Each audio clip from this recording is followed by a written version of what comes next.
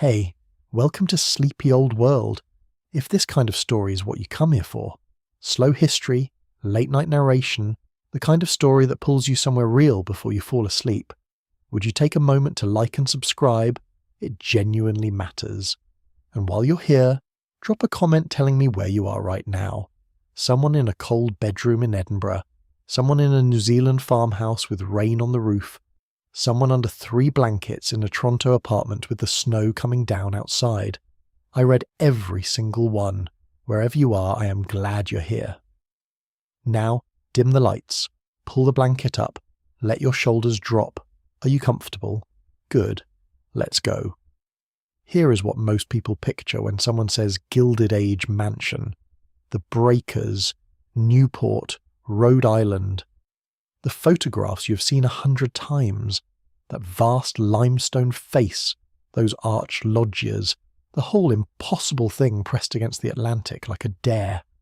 The grand staircase, the music room with its gilded ceiling, the 40-some rooms, the idea of it, the symbol of it, the thing that stands in for an entire era every time someone needs a visual shorthand for American excess. That version of the mansion, the one on the postcard, that is not where we are going tonight. Tonight we're going somewhere smaller, quieter, a room most visitors to any of those houses never see and never think about. A room at the end of a private corridor on the 2nd floor, separated from the family's bedrooms by a dressing room and a small sitting area, with one tall window that looks not at the ocean but at the side lawn and the carriage path below. A room that smells of rose water and warm wax and something faintly floral that you cannot quite name. Gardenia, maybe. Or the tuberose sachets tucked between the folded linens in the drawer. It is 7 o'clock in the morning. The August sun is already sharp and salt bright, but the curtains are still drawn, and the room is dim, and everything in it is very, very still. There is a woman standing in this room. Maybe she is 26 years old, recently married into a name that appears in the financial pages of every newspaper in New York. Maybe she's 33, the mother of 2 children she sees for exactly 1 hour each morning after breakfast before they are returned to the nursery.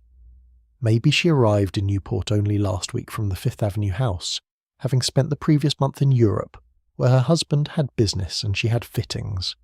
Maybe she is someone who genuinely loves music, loves it in the deep, wordless way that has nothing to do with performance, but has not sat down at a piano in 3 weeks because the social calendar does not leave 3 unscheduled hours in a row, and playing for anything less than that does not feel like playing at all.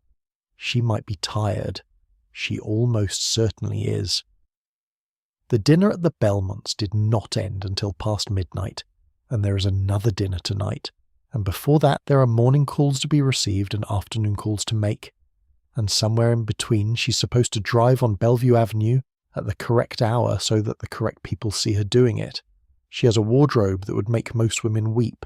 She has jewellery that a museum would display. She has a house with 54 rooms and a staff of 42 people who exist entirely to ensure that her life runs without visible friction. And yet she is standing in this room at 7 o'clock in the morning in her nightgown, waiting. Because the one thing she does not have, the one thing that has never belonged to her and never will for as long as she lives inside this particular life, is the right to decide what she puts on her body today.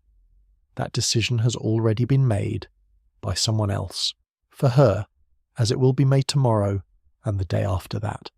That is where we are starting tonight. The year is 1893. The place is Newport, Rhode Island, during the height of the summer social season, which is to say, during the 7 or 8 weeks in July and August when every person who matters in American high society descends on a small and genuinely beautiful coastal town and proceeds to outspend, outdress, and out-entertain one another with an intensity that strikes most outside observers as either deeply impressive or faintly unhinged, depending on their temperament. Newport in the summer of 1893 is the social capital of the United States. The Vanderbilts are here, the Astors are here, the Belmonts, the Gourlets' neighbours, the people who have spent years manoeuvring to become the Gourlets' neighbours. They're all here, in their cottages along Bellevue Avenue and Ocean Drive, in houses that are called cottages with a casualness that borders on satirical, given that the smallest of them contains more square footage than most American factories. The word cottage deserves a moment, actually. It is one of the small private jokes of Gilded Age Newport, though nobody would describe it that way to your face. The term comes from the earlier tradition of summer retreats, when wealthy families from New York and Boston built genuinely modest wooden houses along the Rhode Island coast in the 1840s and 1850s. Small, unpretentious, designed for sea air and an informal ease. By 1893, that original meaning has been stretched so far out of shape that it has become something else entirely, a kind of elegant understatement, a performance of modesty from people who are manifestly not modest. A word that says we could call this a palace, but we prefer to say cottage because it suggests we are too refined to be impressed by our own excess. The Breakers, which Cornelius Vanderbilt II is in the process of finishing, it will be completed in 1895, will have 70 rooms and cost the equivalent of approximately $80 million in today's money. Marble House, built by his brother William Kissam Vanderbilt and his wife Alva, finished just a year before our story, cost $11 million in 1893 money, which is a figure that is nearly impossible to contextualize, except to say that the median annual wage for an American factory worker in that same year is approximately $450. The cottages of Newport are not cottages. But that is the thing about the Gilded Age that requires some time to settle in. The gap, the sheer vertiginous gap between what these lives looked like and what most American lives look like at the exact same historical moment, is so extreme that it stops making intuitive sense if you stare at it directly. Better to come at it sideways, better to start in a single room, with a single person, at 7 in the morning, and let the rest of the world fill in slowly around her. Her name, for tonight, is Eleanor. You can give her a different name if you need to. She is composite, constructed from real women and real accounts, real diaries and real letters and real social histories of a world that kept enormous amounts of documentation on itself, while simultaneously leaving enormous amounts unsaid. Eleanor is perhaps the wife of a man whose family built their fortune in railroads, or steel, or the particular financial alchemy of the Gilded Age that moved money between industries with a speed and scale that the country had never seen before. He is older than she is. Most Gilded Age husbands are. She married at 20 or 21, in a wedding that consumed the society pages for 3 days and cost more than most American families earned in a decade. She did not dislike him on her wedding day. She might even have been something close to fond. Love, in the sense that most people understand it, the unbidden, inconvenient, personal kind, was not exactly the primary organizing principle of marriages at this social level in this era. That is not a cynical observation. It is simply an accurate one, and the women who lived inside these marriages understood it very clearly, often better than the men did. Let us go back to the room. 7 o'clock, the curtains drawn, Eleanor standing at the centre of it, barefoot on the carpet, her hair loose down her back. The door opens and her lady's maid comes in. Her name is Frances. She's 24 years old, English trained, experienced beyond her years in all the complex practical arts of dressing a wealthy woman. She's been with Eleanor for 3 years, and in that time she has learned to read the morning, to enter the room and take the temperature of the day in the first few seconds from Eleanor's posture and expression, and the particular quality of silence around her, so that she knows before a word is spoken whether this is a day for light conversation or for efficient and sympathetic quiet. This morning, Frances reads quiet. She sets the tray on the dressing table, checks the temperature of the water in the basin with her wrist and begins. The dressing of Eleanor will take, from this moment until the moment Eleanor is declared presentable, approximately 1 hour and 40 minutes. This is not unusual. For a woman of Eleanor's position in the summer of 1893, the process of being dressed each morning is one of the most labour-intensive rituals of the entire day, which is saying something, because the day is full of labour-intensive rituals, most of which are invisible, and none of which are acknowledged as labour at all. Let us slow down here, because this is the part that most accounts of Gilded Age women either rush past or describe too clinically to feel real. The dressing ritual of a wealthy American woman in 1893 is not just a practical process, it is a structural fact of her existence.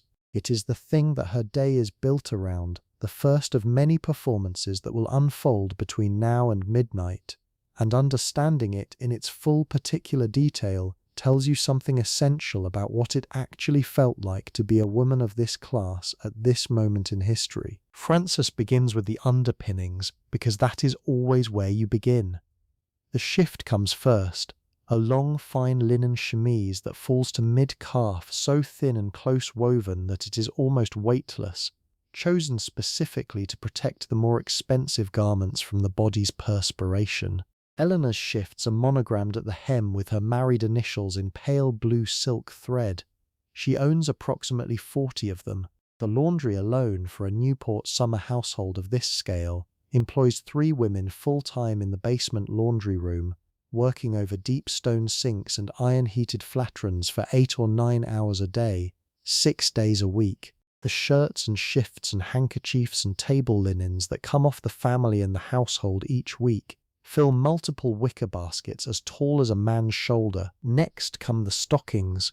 In 1893, Eleanor's stockings are silk for any occasion that involves being seen, which is to say any occasion at all, black silk for certain morning visits, white silk for evening, pale grey or neutral shades for the middle part of the day. They are held up by garters, which are themselves a small luxury, ribboned, embroidered, sometimes monogrammed. Frances eases each stocking over Eleanor's foot and smooths it up the leg with both hands, making sure there is no wrinkle anywhere below the knee, because a visible wrinkle in a silk stocking at this social level is the kind of small catastrophe that a lady's maid simply does not allow. Then the corset. The corset of 1893 is a different animal from the extreme silhouette torturing garments of 2 decades earlier, and it is worth being precise about this, because the history of the corset in this era is more complicated than the simple story of oppression that tends to get told about it.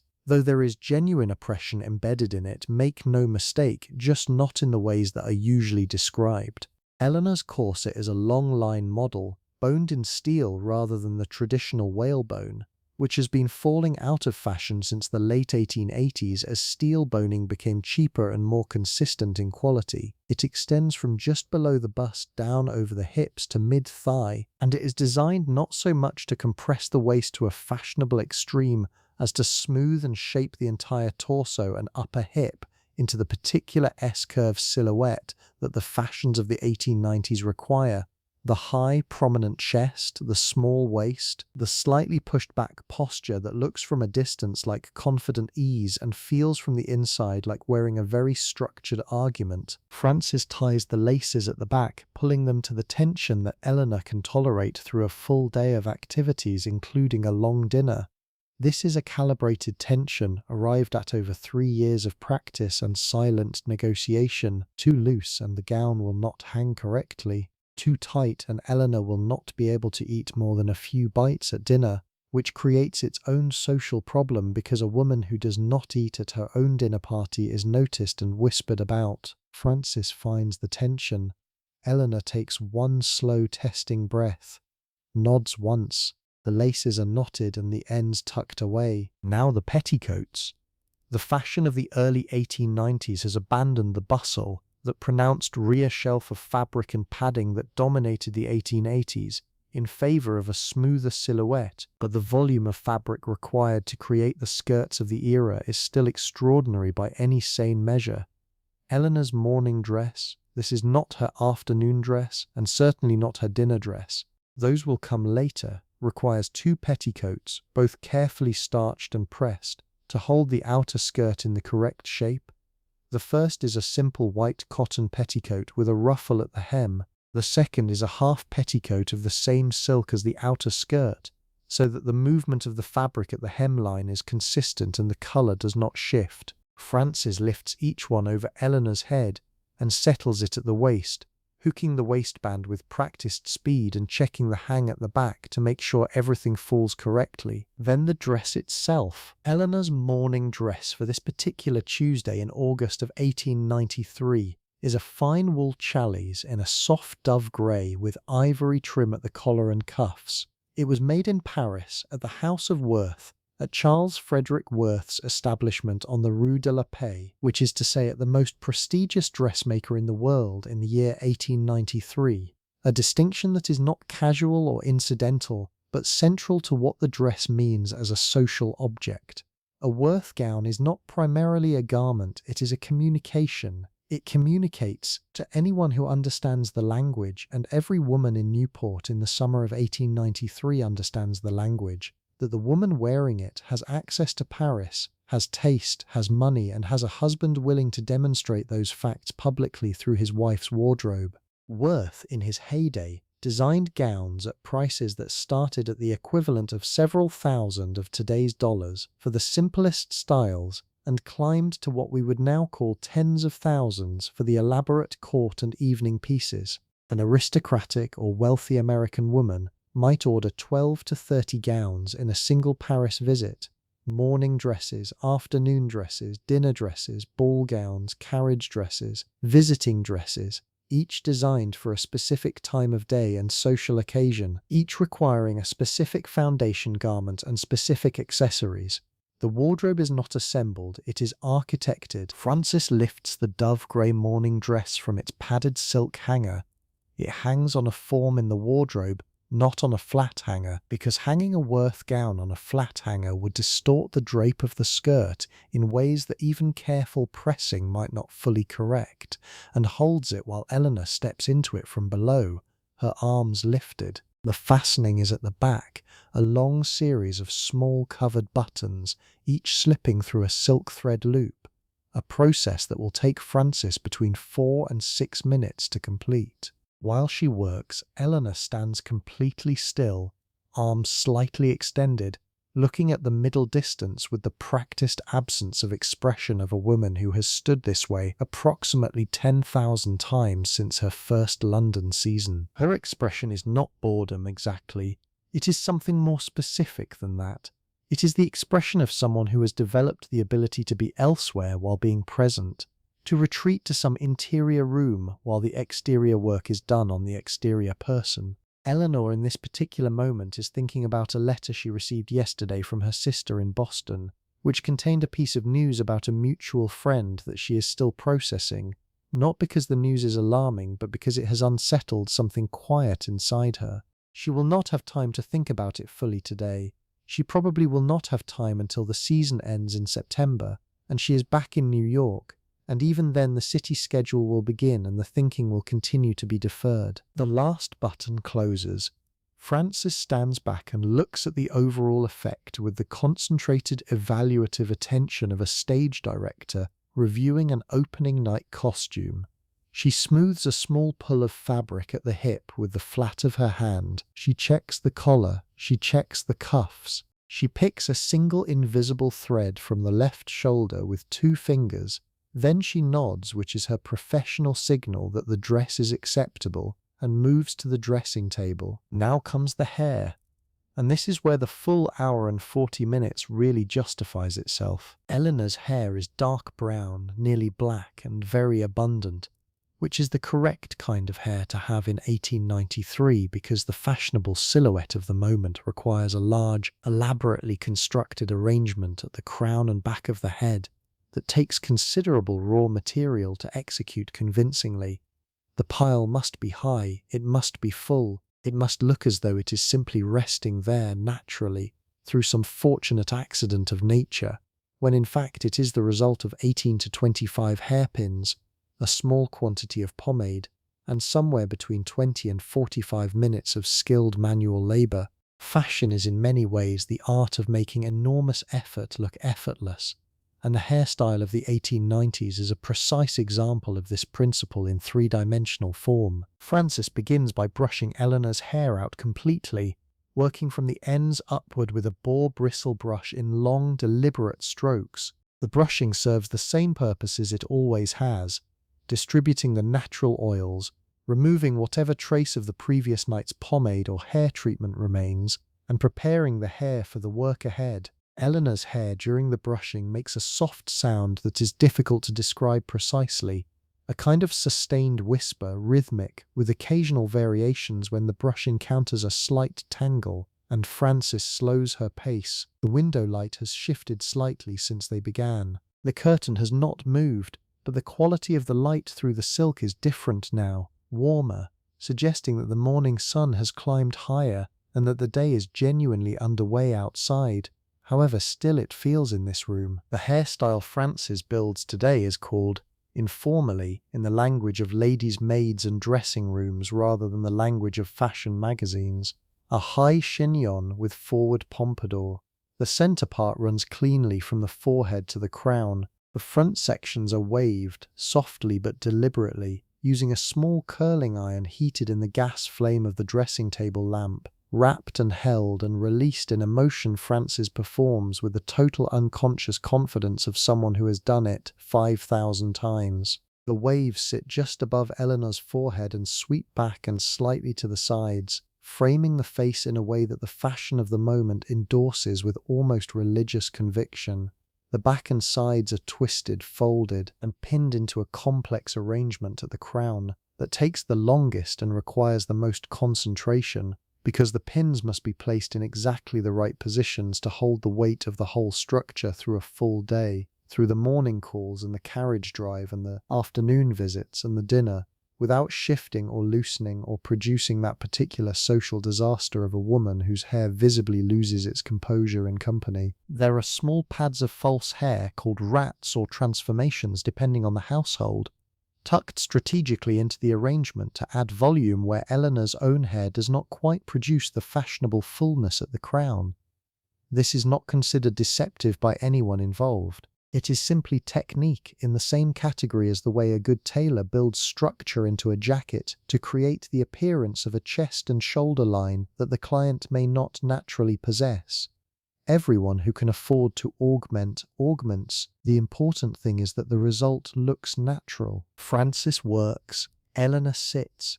The dressing table mirror reflects a process that is both intimate and impersonal at once. Two people in close physical proximity, one working on the other's person with a concentration that leaves no room for self-consciousness on either side, and yet separated by a social distance that is total and unspoken and simply a fact of the world they both inhabit. Frances calls Eleanor ma'am. Eleanor calls Frances by her given name. They have been in rooms like this together hundreds of times. They have achieved a working understanding that is genuine and practical and not without its own particular warmth. And it is also true that neither of them would describe the other as a friend because that word does not apply here, not in this world, not at this social distance. The relationship has its own word, which is service, and within that word there is real skill and real attention and real care, and also the clear, always present fact of who holds the power and who does not. The last pin goes in.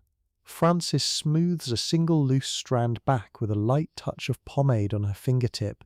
She looks at the hole. She makes a small adjustment at the left side, tilting the mass of hair by perhaps 3 millimeters. She looks again.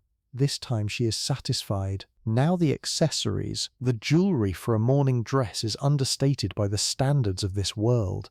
Understated the way a concert violinist's warm-up scales are understated, which is to say technically elegant and effortlessly accomplished, but not, emphatically not, what she is actually capable of. A brooch at the collar, a simple gold chain, small pearl earrings, each pearl matched exactly to its partner in size and luster by a jeweler who examined hundreds before selecting these two. The pearl earrings belong to a set that includes a necklace and a bracelet, and the complete set cost more than most Americans will earn in 5 years, and Eleanor wears only the earrings from it at breakfast because the full set would be inappropriate before noon. This is a rule. Nobody wrote it down. Everybody knows it. A pair of gloves, pulled on over hands that Frances has already rubbed with glycerin and rosewater to keep them smooth. The gloves are pale grey kid leather, matched to the dress to within 2 shades. They button at the wrist with 3 small pearl buttons. Eleanor does not fasten these herself. Francis fastens them, working each button through its loop with a small button hook. This process takes approximately 4 minutes. Then the shoes. Low-heeled, dove grey to match the dress, kid leather, fastened with small straps. Then the watch pinned at the left breast. A small enamelled oval on a gold brooch pin, which tells time less reliably than a pocket watch but is decoratively superior and is therefore the correct choice. Then the handkerchief bordered in lace folded into the left cuff rather than kept in the pocket, because it will be more accessible there, and its folded edge creates a small decorative element at the wrist that French dressmakers specifically design into the sleeve for exactly this purpose. Frances stands back one final time. She assesses. Eleanor turns slightly to the left, then the right, checking her own reflection with the same evaluative calm. Not vanity, not quite, but the professional attention of someone who is about to enter a performance and needs to verify that her costume is correct. A thread or a gap or an improperly seated brooch at morning calls will be noticed and remembered. Not forgiven, remembered. Everything is right, Frances says so. Eleanor accepts this information, picks up the small chatelaine bag that hangs from her belt, which contains her card case, a small amount of money, her handkerchief's backup, and a tiny notebook, and walks to the door. It is 8:45. She has been awake for nearly 2 hours, and she has not yet had breakfast. Breakfast in a Newport cottage in 1893 is a more elaborate meal than most modern households serve for Sunday dinner, and it is a meal at which Eleanor's presence is entirely optional, in the specific sense that if she is not there, nobody will say anything. Her husband, if he is present at all this week, and he may not be. Gilded Age husbands had an impressive and socially endorsed habit of appearing and disappearing from Newport at intervals that suited their business commitments and their other arrangements which were not discussed openly in polite society and were therefore entirely free to exist. Her husband, if present, will have already eaten. He eats early, he eats quickly, he reads the financial papers. He does not expect company. The breakfast room, which is a different room from the dining room. In a house of this scale, there are different rooms for different meals and different service styles for each, is a south-facing space with cream-painted walls and French doors that open onto the side terrace. A sideboard holds covered dishes of scrambled eggs, kippers, broiled kidneys, bacon, a small ham, toast in a silver rack, rolls in a linen-lined basket. A pot of tea and a pot of coffee stand at each end. There are cut flowers in a low vase at the centre of the round table, changed every morning by the head parlour maid who cuts them herself from the greenhouse that runs along the east side of the property. Eleanor sits. A footman serves her tea.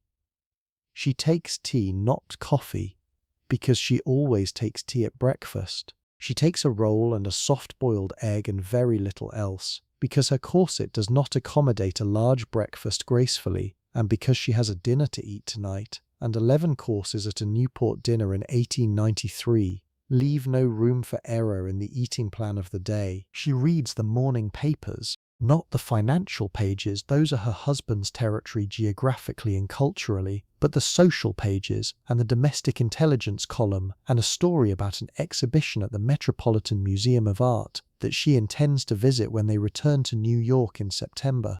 She reads with the efficient attention of someone who is reading for information rather than pleasure, because breakfast is a working meal, a meal during which she is not simply eating but also planning, reviewing, preparing. The day is laid out in her mind like a map that has already been drawn.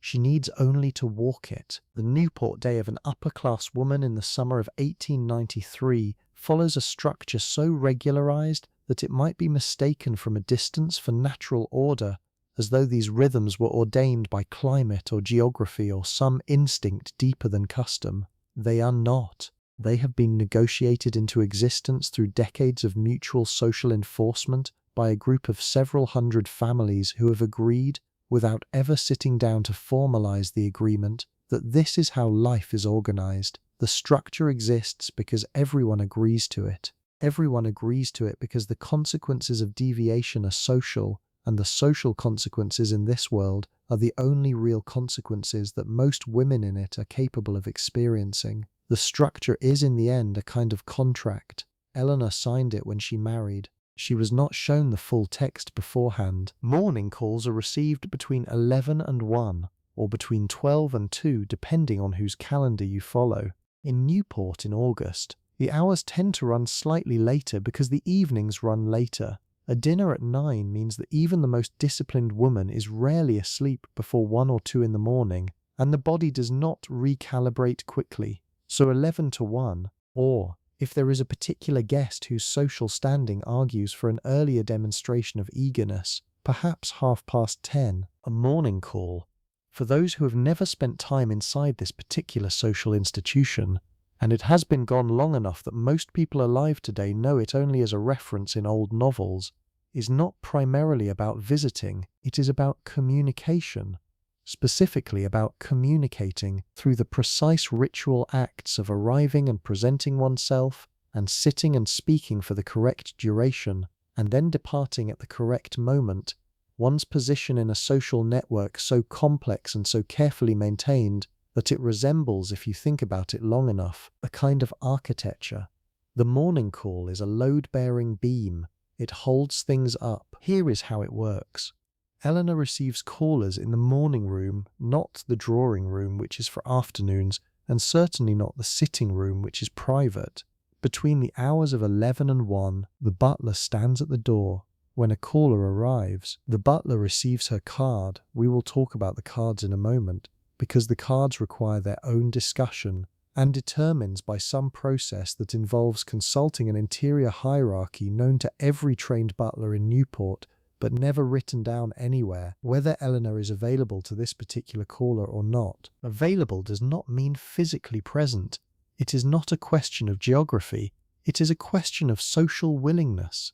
Eleanor may be sitting in the morning room reading the paper when a caller arrives. If Eleanor is not available to that caller, because the caller is of insufficient standing, or has recently committed some social offence, or is someone Eleanor is currently managing a delicate distance from, then the butler will tell the caller that Mrs. Eleanor is not at home. This is not a lie, it is a convention. Everyone understands the convention. The caller understands she is being declined. She leaves her card. The butler delivers the card to Eleanor. Eleanor notes it and determines, based on calculations too subtle to fully articulate, whether and how to respond. The calling card. Let us slow down here because this is one of the most revealing details of this entire world, and it tends to get summarized too quickly in history books that are trying to cover too much ground. The calling card of an upper-class woman in 1893 is not a business card. It is not an address card. It is a social instrument of remarkable precision, and what you can read from it, from its size, its paper stock, its typography, the information it contains, and the information it deliberately omits, tells you almost everything about its owner's social position, aspirations, and awareness of the current rules. A lady's calling card is smaller than a gentleman's, approximately 3.5 inches by 2.5 inches, which creates an immediate visual hierarchy when both are placed side by side on the butler's silver salver. The paper is thick, cream or white, never coloured. The name is engraved, never printed, never handwritten, because the texture of engraving under the fingertip, that slight raised letter you can feel when you run your thumb across it, is itself a signal, communicating that the owner did not scrimp on the printing. The engraver's tool creates a faint, elegant bruising on the back of the card that connoisseurs check without acknowledging that they are checking. The name on Eleanor's card reads, in a typeface that is formal but not stiff, not her own given name. It reads her husband's surname, preceded by Mrs. This is the first lesson of the calling card. A married woman has no first name in this context. She is Mrs., his last name. The calling card is one of the places where the legal and social structure of a Gilded Age marriage becomes most visible, because the card announces, to anyone who picks it up, that this woman's social identity is derivative. It flows from her husband's identity, not from her own. She is defined by relation. The card makes this explicit. She carries it in her case. She leaves it in the houses of the people she calls upon, and it sits in their card trays with all the other cards, and together they constitute a kind of social ledger, a record of who has called upon whom, when, and in what capacity. There are rules about how many cards to leave. A single card for a first visit if you are calling for the first time. 2 cards, one for the lady, one for the gentleman of the household, though the gentleman will never see them if the visit is a return call. 3 if it covers a family that includes an unmarried daughter who is out in society. The card is left with the corner turned down if you have called in person rather than simply sending the card by a servant, a distinction that matters enormously because appearing in person is a much stronger social gesture than a card sent from the carriage, and the turned corner communicates this effort. A card sent without a personal appearance by a liveried footman who hands it to the door servant without dismounting from the carriage is called leaving a card in the carriageway, and it says something different and slightly cooler than a card delivered by the lady herself at the door. The entire system encodes information in the way that a language encodes information, through conventions agreed upon by its speakers, meaningful only within the community that shares the code. Eleanor's card case is a small flat box of sterling silver, engraved with her married initials on the lid. She carries it in the small chatelaine bag at her belt. She has at this moment 14 cards in it, enough for today's rounds. Francis will replenish the case tomorrow morning from the supply that lives in the writing desk in Eleanor's sitting room, cards ordered in lots of 200 from an engraver in New York, whom Eleanor has used since the first year of her marriage. The man has never met her. He knows her name, or rather he knows the name on the cards, in the way that service providers of this era know their clients, thoroughly in the practical details, and not at all in any human sense. By 11 o'clock, the morning room is ready. The fire has been lit despite the August heat, because the morning room faces north and can be cool even in summer, and because a room without a fire looks unprepared and unwelcoming, and an unprepared-looking room in Newport during the season is a small social liability that Eleanor is not willing to accept. A bowl of cut roses just opened sits on the table by the window. The chair arrangement has been adjusted by the parlour maid according to Eleanor's standing instructions. 3 chairs and a conversational arc facing the fireplace, a small tea table nearby, the silver tea service on the sideboard ready to be brought forward if the visit extends past a quarter of an hour. The proper duration of a morning call is 15 minutes. Occasionally it is 20. Rarely, for a very close friend or a particularly compelling conversationalist, it stretches to 25. An hour-long morning call would be a social catastrophe, an imposition so significant that it would damage the friendship it presumably intended to celebrate. The first caller today is Mrs. Whitmore Hayward, who is 53 years old and has been in Newport every summer since before Eleanor was born, and whose opinion of Eleanor is something Eleanor monitors the way a gardener monitors the soil, constantly without showing that she is monitoring, because the showing would be vulgar. Mrs. Whitmore Hayward has an influence on the social temperature of Newport that is difficult to quantify but impossible to ignore, because she has been present long enough that her approval and disapproval carry the accumulated weight of 3 decades of consistent social judgment. She is not the most powerful woman in Newport this summer. That title is contested, as it always is, between several candidates whose claims to it involve complicated calculations of lineage, money, and force of personality. But she is among the most carefully watched, and Eleanor is aware, without ever having been told directly, that Mrs. Whitmore Hayward is deciding something about her this season. The call lasts exactly 17 minutes.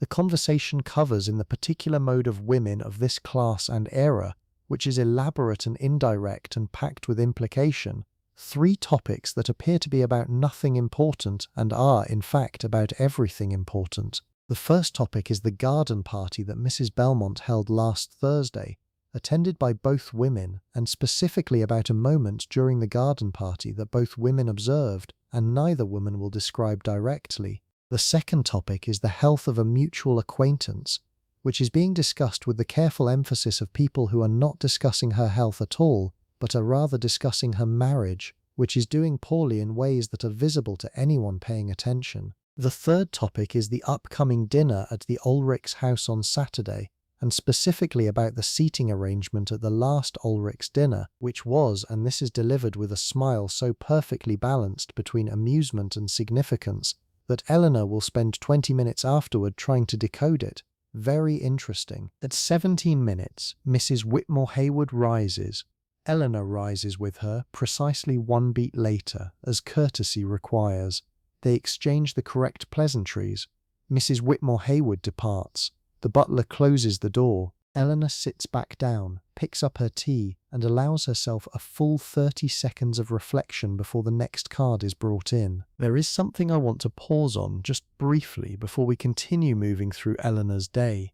Because this scene, the morning room, the 17-minute call, the conversation about nothing that is entirely about something, tends to read from the outside as either charming or absurd, depending on who is doing the reading and what relationship they have to the social codes being enacted.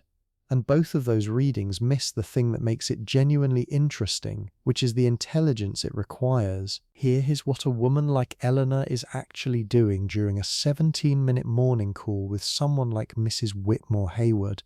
She is listening to what is said and simultaneously interpreting what is not said. She is tracking the relative warmth of each phrase against the expected warmth. Is this sentence slightly cooler than last week, or has she imagined it? She is noting the emphasis on the word interesting in the comment about the Ulrich seating arrangement and sorting through the possible meanings of that emphasis and cross-referencing those possible meanings against the context of recent events and arriving at 2 or 3 interpretations that she will carry with her through the rest of the day and test against subsequent information as it arrives. She is managing her own face and voice through all of this because she cannot look like she is thinking any of these thoughts. She must look like she is simply talking. She must appear to be having a pleasant, inconsequential conversation with an older acquaintance on a Tuesday morning in August.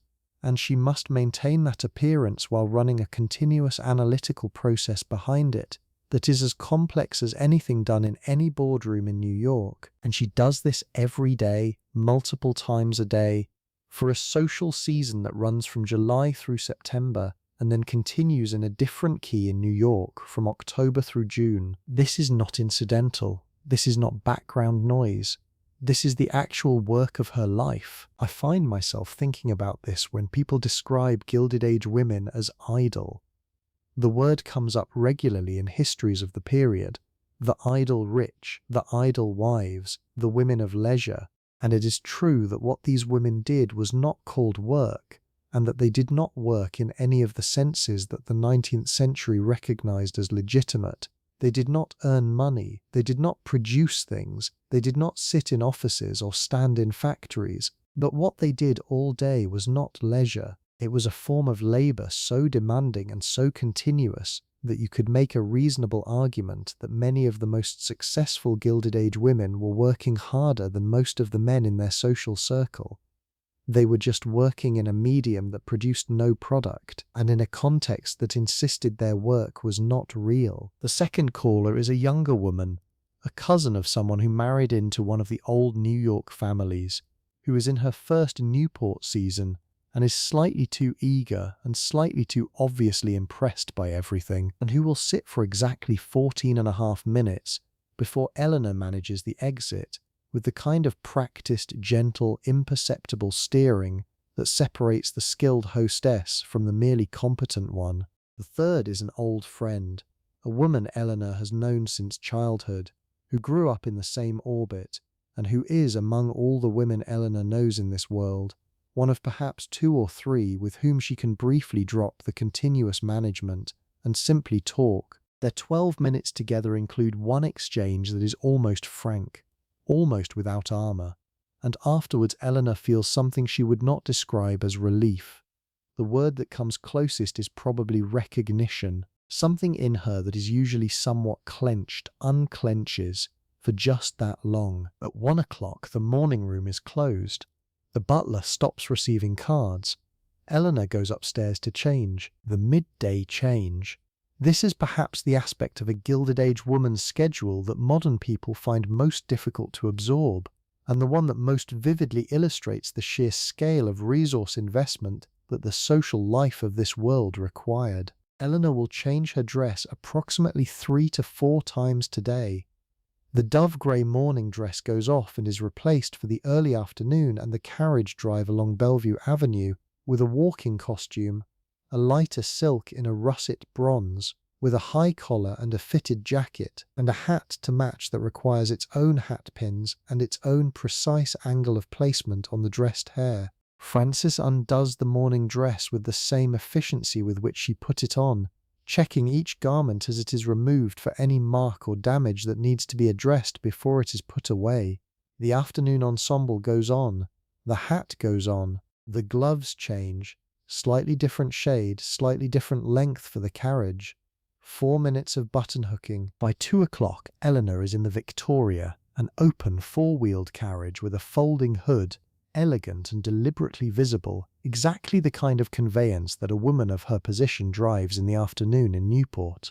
She is accompanied by the family's head coachman and by a small tiger, the young groom who rides behind, and she is heading by a particular route that every carriage on Bellevue Avenue in August follows, because it is the correct route toward the social spectacle that is the afternoon drive. The afternoon drive on Bellevue Avenue in Newport during the season is, I want to be careful about how I describe this because it sounds faintly ridiculous from the outside, and it was in some ways faintly ridiculous from the inside too, which several of the women who participated in it acknowledged in their private letters while continuing to participate in it with perfect punctuality. It is essentially a slow, structured parade of wealth. The carriages of every family who is in Newport during the season proceed along the same avenue at approximately the same hour each day, in their best carriages with their best horses, so that everyone can see everyone and be seen by everyone, and the combined spectacle of seeing and being seen confirms, each afternoon, the membership list of the social world, the relative positions within it, and the standing of anyone who is new or uncertain or worth watching. It is a ritual of visibility, and visibility in this world is not vanity. It is infrastructure. While Eleanor's carriage is making its slow and deliberate way along Bellevue Avenue, let us take a moment to think about the houses on either side of it. Because the houses are very much the point. The houses are the whole argument, made in limestone and marble and imported European craftsmanship for the particular vision of American civilization that the Gilded Age elite were constructing. And the word constructing is apt because what they were building was not just houses but an ideology, a visual claim about who deserved what kind of life, and what that life looked like, and whose aesthetic vision was equal to that of the European aristocracies they were both imitating and quietly competing with. Marble House is visible from Bellevue Avenue, or at least its gate piers are. The limestone colonnade behind its iron fence, the gold of the gates catching the afternoon light. Alva Vanderbilt built Marble House. She did not technically build it. Her husband, William Kissam Vanderbilt, paid for it, using the Vanderbilt Railroad fortune, but everyone who knew Alva Vanderbilt understood that the building of Marble House was Alva's project, Alva's vision, Alva's attempt to plant the Vanderbilt name permanently in the social soil of Newport, which was rocky in the particular way that new money always finds old social territory rocky. $11 million. The interior consumed $500,000 in marble alone, which is where the name comes from. Sienna marble, Numidian marble, pink Numidian marble from the quarries of North Africa. The ballroom walls are gilded bronze panels. The dining room, which is smaller than one might imagine given the scale of everything else, is entirely in deep red Moroccan marble, with columns of the same stone, which creates an effect of such deliberate opulence that first-time visitors have been known to stop in the doorway and simply stare, which is, of course, the intended response. Alva Vanderbilt is 39 years old in the summer of 1893, and she is one of the most strategically intelligent women in the United States at this moment, which is a sentence that contains a small, quiet tragedy, because the society she lives in has no official position for strategic intelligence in a woman, and no mechanism by which it can be formally recognized or rewarded. What it has is the social world, and within the social world it has Newport, and within Newport in August it has the party, and Alva Vanderbilt hosts parties with the focused precision of a general deploying troops, and her parties are the thing that every other hostess in Newport measures herself against, and her position as the woman who sets the social standard of the season is both her greatest achievement and, if you read her letters and the accounts of people who knew her well, something that she finds simultaneously satisfying and insufficient. She is very good at a game she did not choose. She is excellent at it, and she is aware in the complicated private way of intelligent people who are trapped in contexts too small for them, that being excellent at this game does not mean the game was worth playing. But I am getting ahead of myself. In 1893, Alva is still Mrs. William Kissam Vanderbilt. The divorce, which will scandalize the entire social world when it happens in 1895, and which will be followed by Alva's rapid remarriage to Oliver Hazard Perry Belmont, and by her eventual extraordinary second career as one of the most effective suffragists in American history, is still 2 years in the future. In 1893, she is the mistress of Marble House and the acknowledged social force of the Newport season, and she is planning a ball. The ball she is planning, or has recently given, depending on precisely which August Tuesday we have landed on in our story, is not just any ball. It is a ball for her daughter Consuelo, who is 16 in 1893, and who is being prepared with a thoroughness that would be appropriate for a military campaign, for the particular fate that Alva has decided upon for her. Consuelo Vanderbilt is to marry a duke, not a particular duke as of this exact moment. The specific duke will be settled later, but a duke specifically because Alva has looked at the landscape of American and European social opportunity and concluded, with the clear, pragmatic vision that characterized everything she did, that the marriage of her daughter to a member of the British peerage is the move that will cement the Vanderbilt position in a way that no amount of money or house building alone can achieve. The old American social world still looked sideways at new railroad money. The European aristocracy had something that money could not purchase outright: antiquity, title, the particular authority of centuries. A marriage between the two would give the Vanderbilts something that they could not get any other way. Consuelo herself has views on this plan that differ materially from her mother's. She is in love with someone else, a young man of appropriate family but insufficient rank, and she will say so, privately, repeatedly, for the next 2 years. Alva will hear this and will proceed as planned. In 1895, Consuelo Vanderbilt will marry Charles Spencer Churchill, the 9th Duke of Marlborough, in what is one of the most covered weddings of the decade and one of the most famously miserable marriages of the Gilded Age, and she will spend years afterward describing the experience in terms that leave no ambiguity about how it felt to be arranged into a union by a determined mother in an era when a young woman of this class had very limited tools with which to resist her parents' plans. This detail, Consuelo's situation, tends to provoke a strong response in modern readers, and the response is usually something like horror or pity or a kind of retrospective outrage on Consuelo's behalf. All of these responses are reasonable, but they sit alongside something else that is worth acknowledging, which is that Consuelo's situation was not unusual, not in kind if in degree. The marriage of daughters to suitable men, suitable being defined by family, finances, and social rank, in roughly that order, was the fundamental mechanism by which wealth and social position were maintained and transmitted in the Gilded Age, and the feelings of the young women involved were a consideration that varied enormously from family to family and person to person, but were rarely the primary one. In the less brutal versions of this system, daughters were consulted and their preferences genuinely weighed within limits. In the more brutal versions they were not.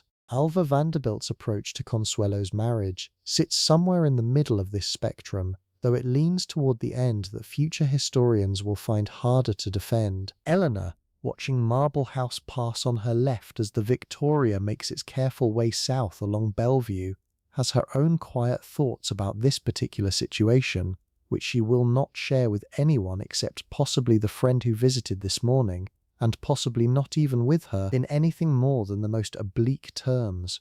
What she thinks, essentially, is that she recognizes it, the shape of it, the way a life can be arranged by other people into a structure that functions perfectly well and fits, in all its external measurements, exactly right, and yet does not feel from the inside like a life that was chosen. She chose her husband within the parameters of what choosing meant in her world.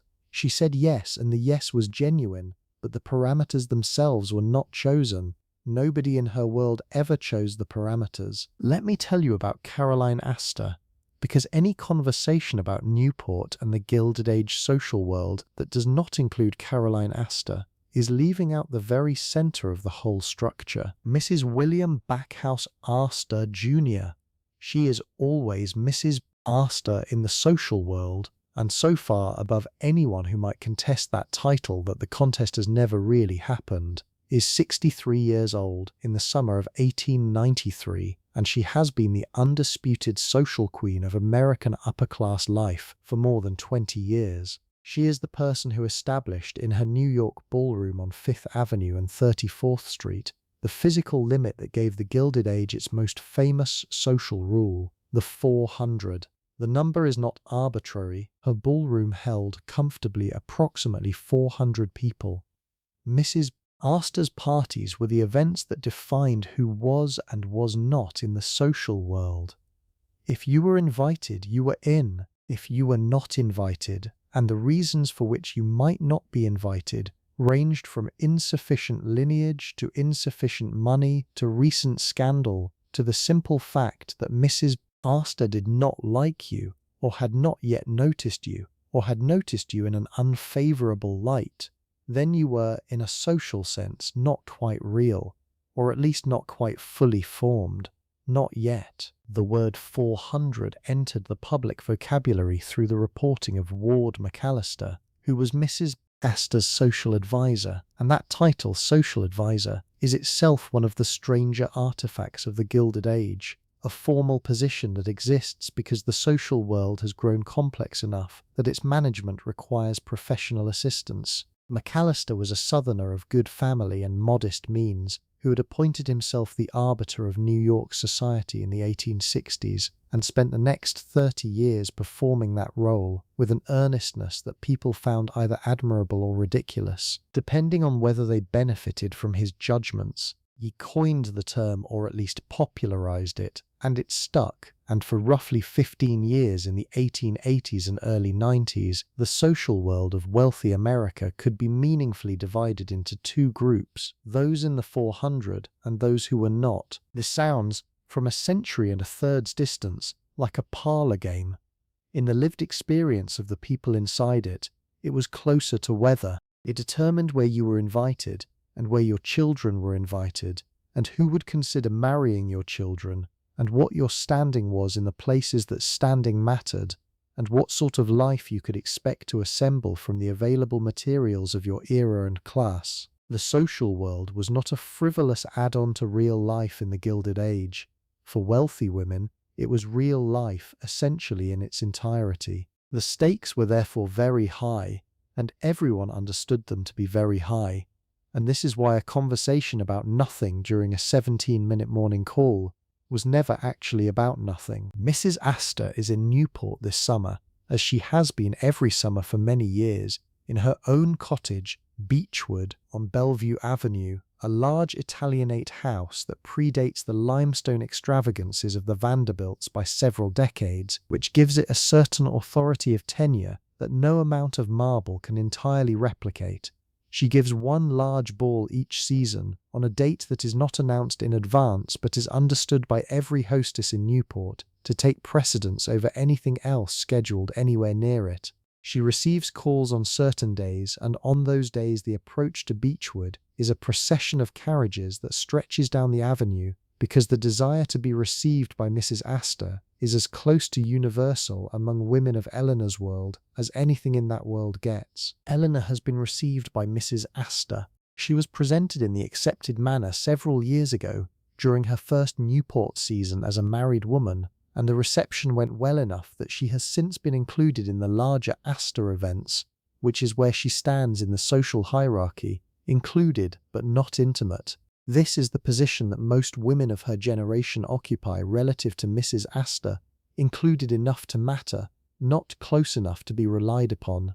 It is in the mathematics of the Newport social world a good position to hold, good and slightly precarious, the way most good positions are. The carriage turns at the southern end of Bellevue and begins its return pass.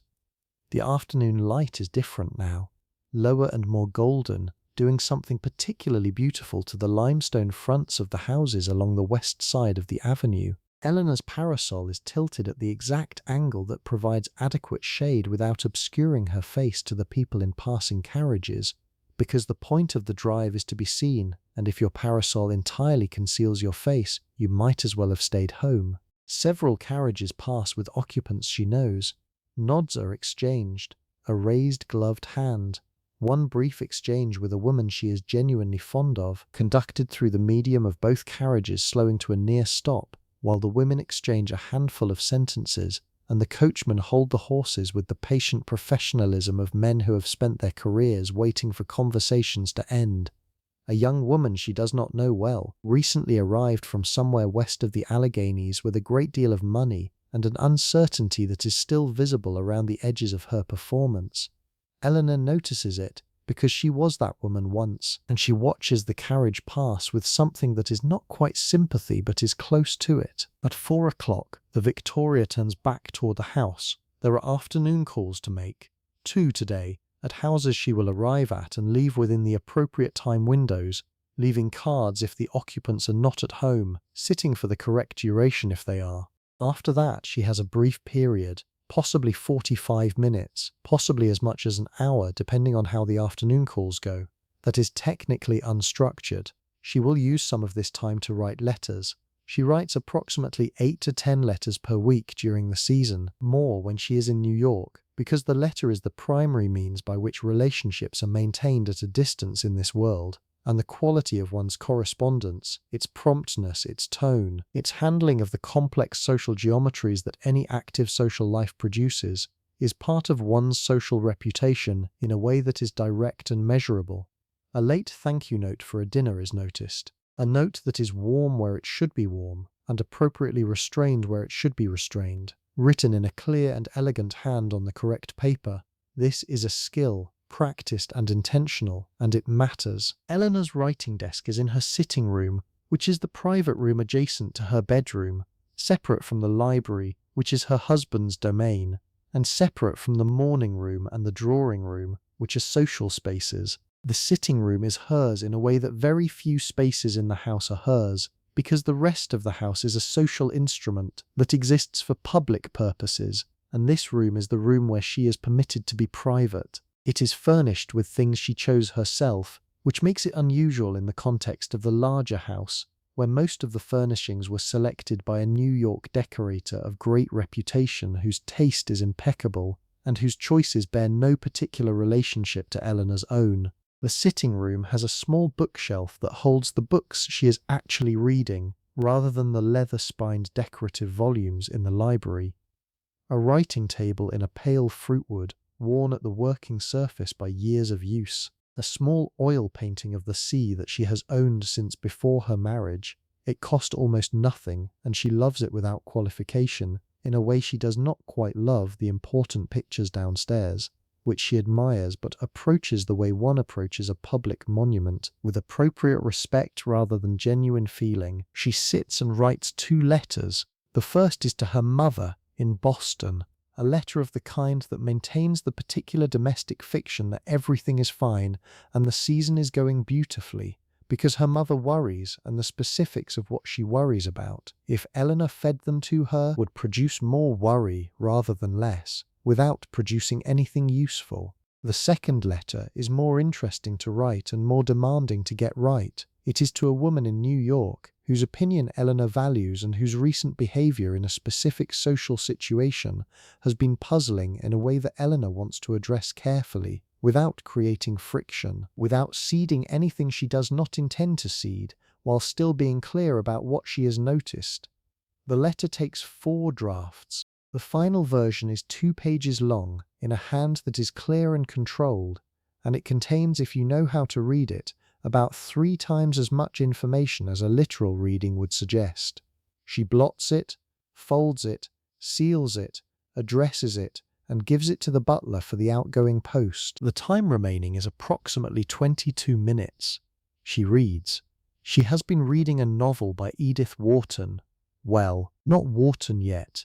Wharton will not publish her major work for another decade, and this is 1893, and the writer is still finding her way. Eleanor reads Henry James, The Portrait of a Lady, which she has read before but is reading again because she finds herself noticing different things in it each time, which is the quality that distinguishes a book worth reading again from one that is merely enjoyable. She reads 4 pages and sits for a moment with the book closed in her hands, thinking about Isabel Archer and the particular shape of her trap, which is a different shape from Eleanor's trap but recognizably belongs to the same family of traps. Then it is time to change for dinner. Dinner in Newport during the Gilded Age season is the main event of the day.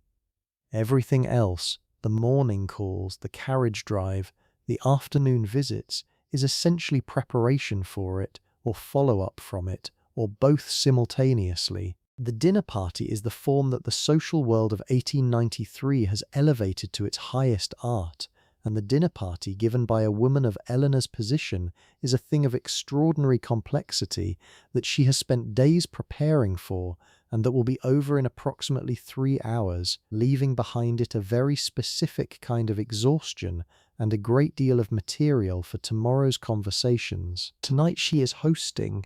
This is important.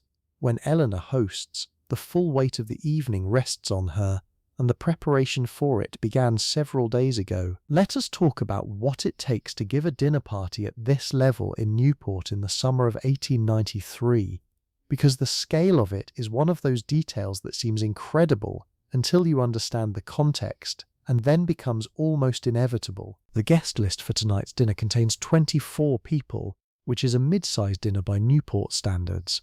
A large dinner runs to 40 or 60, and a small dinner is 12 to 15, and each size has its own social meaning. 24 means she is being careful but not stingy. It is a real dinner, not an intimate supper, but it does not aspire to the scope of an Astor or Vanderbilt production. 24 guests requires 24 place settings of her good china, the Meissen service, 400 pieces kept in the china closet and counted after every dinner, along with the appropriate crystal for each of the 7 wine courses that tonight's dinner will include. 7 courses, 7 wines, 2 hours and 45 minutes at the table.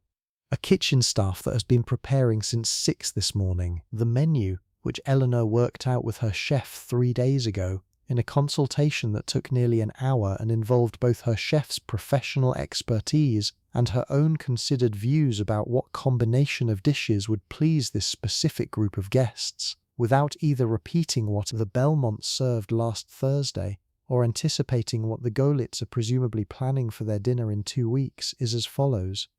Terrapin soup, salmon with a light cream sauce, a sweetbread preparation, a sorbet between courses, the Roman punch, a standard intermezzo, slightly tart to clear the palate.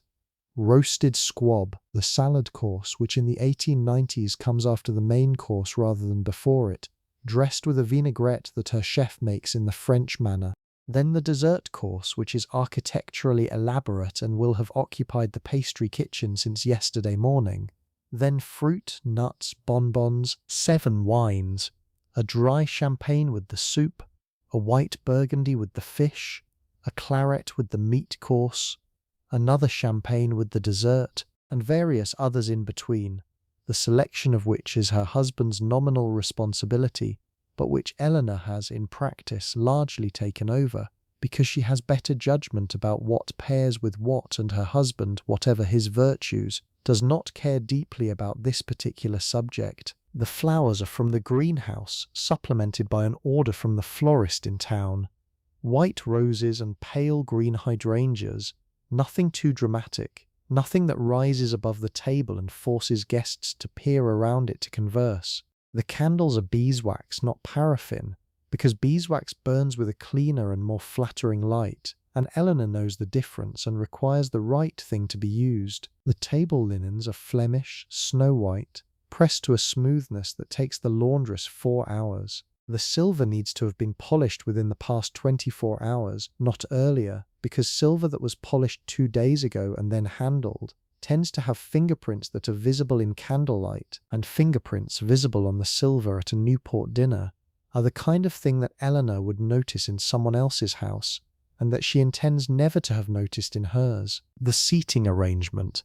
This is the detail that stopped me cold the first time I fully understood it, and I want to make sure we spend the right amount of time on it, because it is one of the most elaborate social calculations that the Gilded Age produced, and it happens invisibly on paper in a woman's sitting room days before anyone arrives. Eleanor has been working on the seating arrangement for tonight's dinner since Saturday. She began with a sheet of paper drawn into 24 positions around a long oval, and from that starting point she has been doing something that looks from a certain angle exactly like three-dimensional chess. The governing rule is straightforward. Guests are seated in order of social precedence, men and women alternating, with the most distinguished guests closest to the host and hostess at the ends of the table. The detail is in what straightforward actually means here, because social precedence in the Gilded Age is a hierarchy of extraordinary complexity, and the calculation of who ranks above whom at any given dinner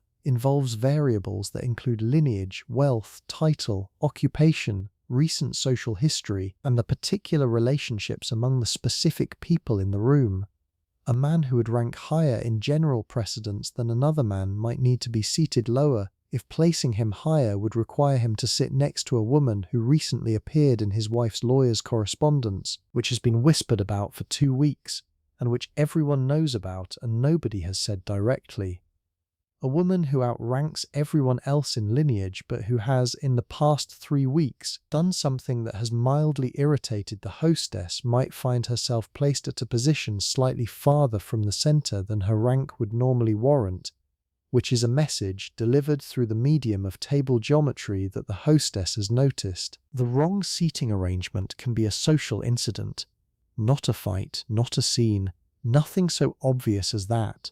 But a slight registered and remembered, that will affect a relationship for months. A slight that might be discussed obliquely and without naming the offence in the morning room of 3 different houses the day after the dinner. The seating chart, which guests never see, produces effects that everyone feels, and the skill with which it is constructed is as reliable an indicator of a hostess's social intelligence as anything else she does. Eleanor has revised her arrangement 4 times. The current version has one small remaining problem, which is that 2 of the women she has seated adjacent to each other are in the middle of a disagreement about something peripheral to but connected with last season's ball at the Gilded house, and placing them together feels risky. But the alternative, separating them, which requires shifting 4 other people to maintain the precedence order, creates a new problem at the other end of the table, which is that the man she moves to resolve the Gilded problem would then be seated next to a woman with whom he had a pleasant but slightly too well documented flirtation at the Belmont dinner, and that has its own implication that Eleanor would rather not extend. She chooses the slight risk. She seats the 2 women together and trusts that one of them, the one with better self-control, which she is fairly certain is the one on the left, will manage the situation gracefully. She notes this decision in her small leather notebook, so that she can track whether she was right. The notebook. I want to mention the notebook specifically, because it is the kind of artifact that does not tend to survive in the historical record, but that was, for women of Eleanor's class and era, essential. Every serious hostess kept some version of it. Eleanor's covers, in its current volume, the past 2 seasons. It records in small, precise handwriting who has been to dinner and when, what was served, where each guest was seated and with whom, who responded well to a particular neighbour, who seemed bored, who drank too much, who said something that landed badly and what the fallout was, who should never be put at the same end of the table as the Whitmore Haywards, who tells one particular story every time they have had the 4th glass of wine, and which guests find the story charming and which find it tedious. The notebook is an archive of social intelligence built through observation and recorded for use. It is also a document of Eleanor's real work, the invisible work that the social fiction of her era insists is not work at all. Now the evening draws closer, and it is time for the final change of the day, the dinner dress. Frances has been aware of this hour's approach since the moment she put the afternoon costume on Eleanor 5 hours ago. The dinner dress for tonight is the most significant garment of the day, the one toward which everything else has been building, and it has been hanging in the wardrobe since the morning in its full splendor, which is considerable. It is a Worth gown, of course it is. All of Eleanor's evening gowns are Worth, or nearly all of them, in a deep, saturated ivory silk, with a trained skirt and an off-the-shoulder bodice that exposes the collarbone and the upper chest in the style of the early 90s evening wear. The bodice is embroidered across the décolleté with a design of small seed pearls and very fine French passementerie that took a workroom of 12 women in Paris 4 days to complete. The skirt has a slight fullness at the back, not a bustle, the bustle is over, but a careful structured fullness, supported by the petticoat beneath it, that gives the silhouette the specific shape that Worth had been refining through the decade. Frances helps Eleanor out of the afternoon costume with the same efficient care she has applied to every garment today, and begins the dressing for the evening. New corset, the same shape as the morning one but newer, saved for evenings, kept in slightly better condition. New stockings, white silk this time, thinner and more delicate than the daytime ones. The petticoats for the dinner dress, and then the gown itself, lifted over Eleanor's head and settled around her body in that particular way that a Worth gown settles. Not like ordinary fabric at all, but like something that knows exactly where it is supposed to be. The jewellery now changes significantly. The pearl earrings come out and are replaced by diamonds, long drop earrings set in platinum, surrounded by small round stones, with a central pear-shaped diamond at the bottom of each drop. The diamond necklace goes on, a graduated line of stones, the largest at the centre, all the same cut and clarity, remarkable even by the standards of this particular drawing room. The necklace was a wedding gift. Eleanor does not know what it cost. She has never asked. It sits against her collarbone in the V of the gown's décolleté, which is where it was designed to sit, and it does, in the candlelight of an evening room, what diamonds in candlelight always do. It turns the light into small quiet fires, scattered and moving, drawing the eye without commanding it. The hair is redone. Not entirely. Frances built in the possibility of partial redressing this morning, pinning certain sections in ways that would allow them to be reworked for evening without reconstructing everything from the beginning. She adds height and a small ornament, a spray of diamonds and ivory silk flowers, placed at the left side of the chignon. She adjusts the front waves slightly. She uses a small amount of brilliantine on the surface, very little, just enough to add a quality of shine in lamplight that daytime hair does not require. Eleanor looks in the glass. She does this the way a painter looks at a finished work, not for vanity but for accuracy. She is checking whether what she intended to create matches what she has created, whether the total effect communicates what she wants it to communicate. In this case, what she wants to communicate is wealth that does not need to shout, taste that was formed rather than acquired, confidence in her own position. The gown says these things. The diamonds say them in a different register. She adds the long white evening gloves, past the elbow, kid leather of almost impossible softness, and accepts the small evening bag that Frances holds out, which contains a handkerchief, 2 calling cards, and the small card that identifies her at the dinner table, the one printed with the seating arrangement that she will use to check her guests' positions as they enter. She is ready. It is 8:15. The guests will arrive at 8:30. Let me tell you what the next 3 hours look like from where Eleanor stands, because this is the culmination of everything we have been building toward today, and it is also the thing that will stay with her longest. And it is also, and this is the detail worth sitting with, the part of the day that looks to any outside observer like the most effortless. The guests arrive in their carriages, announced by the sound of horses on the gravel drive below and the soft open and close of the front door, each arrival preceded by a flutter in the front hall that Eleanor can feel from the drawing room above without seeing it. She receives in the drawing room, which has been prepared by the housemaids with the thoroughness of a theatre set change, the flowers, the candles, every chair and surface considered. She stands near the mantelpiece, a little to the right, which is the position that allows the best view of the door and gives guests approaching her a clear path that does not feel crowded. Her husband stands nearby, not beside her because this is her evening and her management of it, and his role is to be charming and available, and to follow her lead on the social logistics that she has organized and that he has approved, without examining too carefully. Guests arrive over approximately 25 minutes. This is normal and expected, and Eleanor has arranged the order of her seating chart with the awareness that certain guests will be early, certain guests will be precisely on time as a form of courtesy, and one or two will arrive slightly late because lateness of a moderate degree communicates a certain comfortable confidence in one's social standing. She greets each arrival. She calls each person by the correct name and form of address, with a warmth that she adjusts invisibly and automatically to the exact degree appropriate for that person's relationship to her. The greeting she gives Mrs. Whitmore Hayward is almost but not quite more warm than the greeting she gave this morning, just slightly, just enough to communicate that the morning visit was a pleasure and that this evening she is even more pleased to include her, without making the difference so explicit that it becomes something.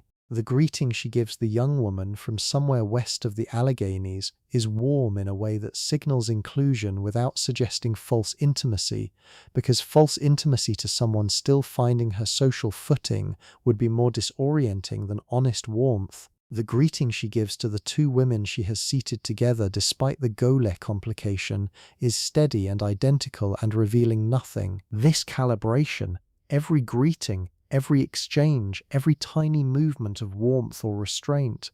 She does this for 25 guests, and she does it correctly every time, and nobody in the room is consciously aware that she is doing anything except being gracious. The dinner itself, the procession into the dining room, which follows a prescribed order.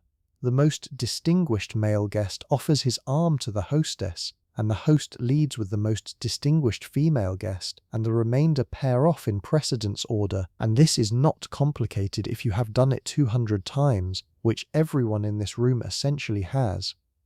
They are seated, the soup arrives, the candles are lit, already lit, arranged before the guests entered, but the quality of the light in the dining room at the moment the guests sit down is something Eleanor has thought about, because the right number of candles at the right height produces a quality of light that makes everyone look their best, and makes the room seem intimate without being small. And intimacy at a dinner party is a resource like any other resource. Managed, distributed, directed, the conversation. This is where the dinner either succeeds or fails, and Eleanor knows this better than she knows almost anything else about hospitality. A dinner can have the best food and the most beautiful table and still feel heavy and effortful if the conversation does not flow, and the conversation will not flow by itself, because conversations among 24 people in a room governed by the social rules of 1893 Newport do not simply happen. They are produced through what looks like natural ease. A word introduced here, a remark thrown across the table there, a shift in topic executed so smoothly that no one notices it was executed, and the person producing them is Eleanor, managing the room's conversational life with the same invisible competence with which she managed the seating chart and the menu and the greeting of each guest at the door. There is a particular technique of table management. It has no official name, but every skilled hostess knows it and practices it. That involves splitting the table's attention between 2 or 3 concurrent conversations rather than one unified one, so that the room feels full of life and variety, but doing this in such a way that the conversations never become so separate that the table divides into isolated groups who are not aware of each other. The guests must feel at once in their own conversation and part of a larger communal experience. Threading this needle every night for 3 hours across 24 people requires a degree of social awareness that Eleanor has spent 15 years developing and that will never, not once, be mentioned in any newspaper or attributed to her by name in any public account of the evening. The dinner runs to plan. The conversation, for the most part, flows. There is one moment, approximately midway through the meat course, when Eleanor notices the two women she was worried about, the ones with the Gilded situation between them, exchanging a look that she cannot quite read, and she feels a small, familiar tightening that she resolves by introducing a remark across the table that redirects the attention of the nearer of the two women toward a different conversation. It works. The moment passes. She will not know until tomorrow's morning calls whether it worked fully or merely deferred the difficulty. But for now the table is untroubled, and the candles are burning evenly, and the wine is good, and the conversation is good, and 24 people who came into this room as separate social calculations are leaving it in a few hours, having been for an evening something more than that. This is the thing that gets lost in accounts of the Gilded Age social world that are too focused on the excess and not focused enough on the humanity inside the excess. The dinner party, at its best, and Eleanor's dinners are generally at their best, created something real, a room full of people who talked honestly about something they cared about, or who laughed at something actually funny, or who discovered, seated next to a person they did not know well, that the person was more interesting than expected. This happened. It happened regularly. It is not incompatible with the fact that the whole elaborate structure was built on social competition and was maintained by the threat of exclusion and required the invisible labor of women who were never credited for it. Both things are true simultaneously. The human moments inside the machinery were real. The machinery was still machinery. After the meat course, after the sorbet, after the second champagne, the dinner reaches the moment that is, in the social language of the period, probably the most structurally interesting, the moment when the women withdraw. After dessert, in the custom of the era, the men remain at the table while the women retreat to the drawing room. This tradition has its origins in English custom and carries with it the surface justification that the men are staying for port and cigars, and that this is a masculine pleasure from which the women are excluded for their own comfort. The actual function is more complicated. It separates the sexes for approximately 30 to 45 minutes, creating two parallel social spaces with two different sets of rules and freedoms. And in that separation, several things happen simultaneously that would not have been possible at the mixed table. At the men's table, the port comes out and the conversation drops into a different register, slightly freer, with things said more directly, with the particular ease of men who are temporarily released from the performance standards that women's presence in this world automatically raises. They talk about money sometimes, about politics, about things that happen during the day in a tone that is more candid than the dinner conversation allowed. At Eleanor's drawing room, the conversation that the women have with each other in the 35 minutes while the men are still at the table is different from anything that happens when the men are present. It is not necessarily more free. The social rules apply here too, and the observation of each other is constant, but it is in a different key. There is a particular intimacy that a room of women creates when the audience of men has temporarily withdrawn, and it is not always positive or warm. Sometimes it is sharp, critical, precisely observant in ways that are not always kind, but it is more honest. The performances they are running are slightly different performances, ones designed for each other rather than for men's observation. Eleanor sits among these women and participates in the conversation and also watches it, as she always watches it, with that particular layered attention she has developed over years. She is in the conversation, and beside it at once, she hears what is said and what is not said. She notices whose alliances have shifted since last week. She notices who is performing happiness and who is not performing. She notices the woman across from her who has just received a piece of news about her husband.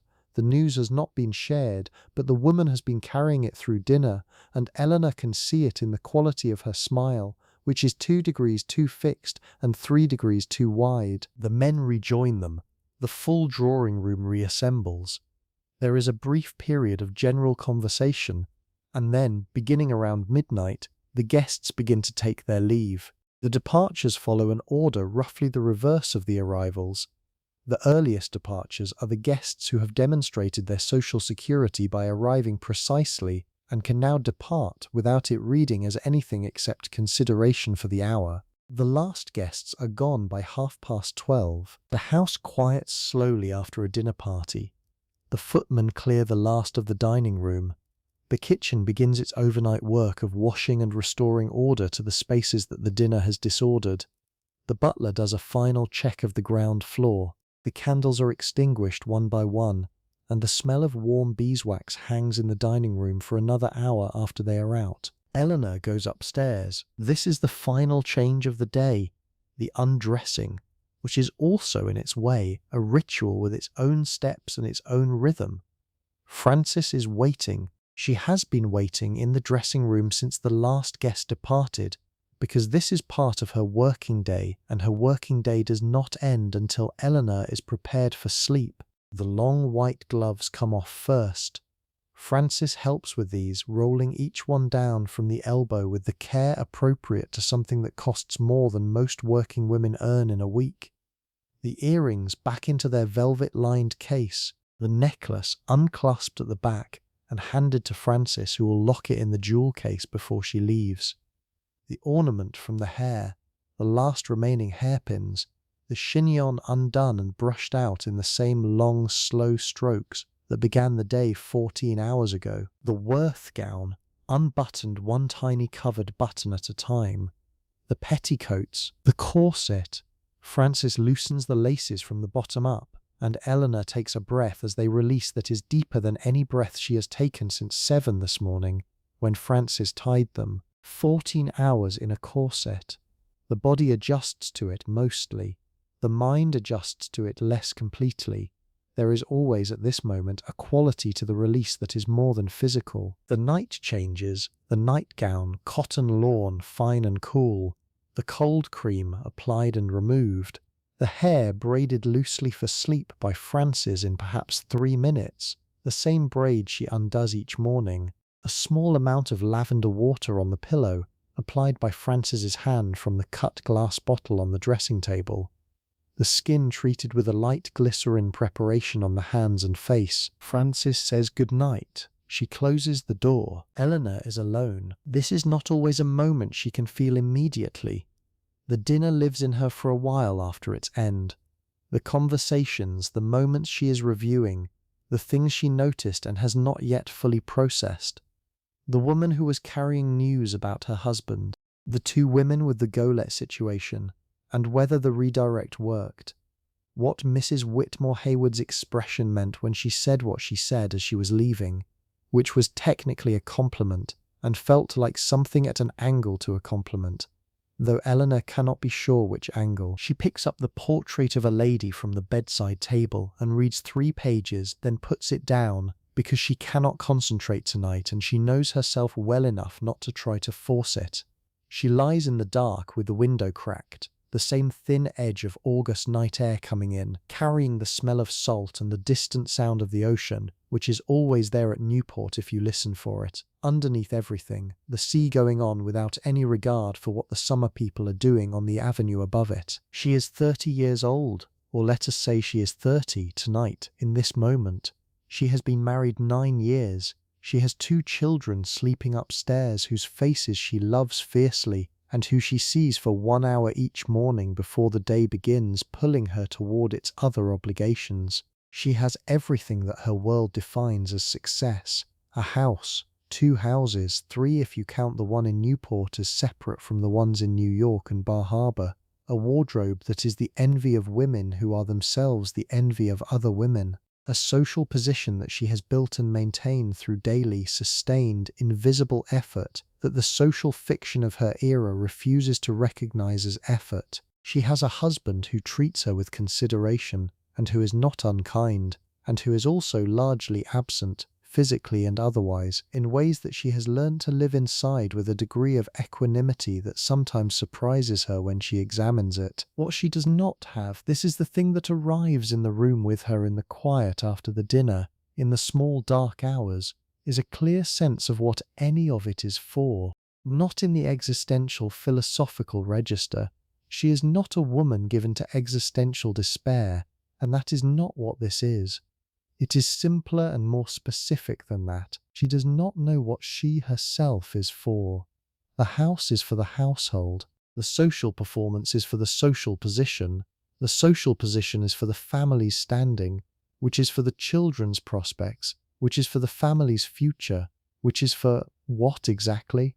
She knows the logic of every step in the chain. She cannot find at the end of it a point that is purely hers. I want to be careful here because it would be easy to read this as misery, and it is not precisely misery.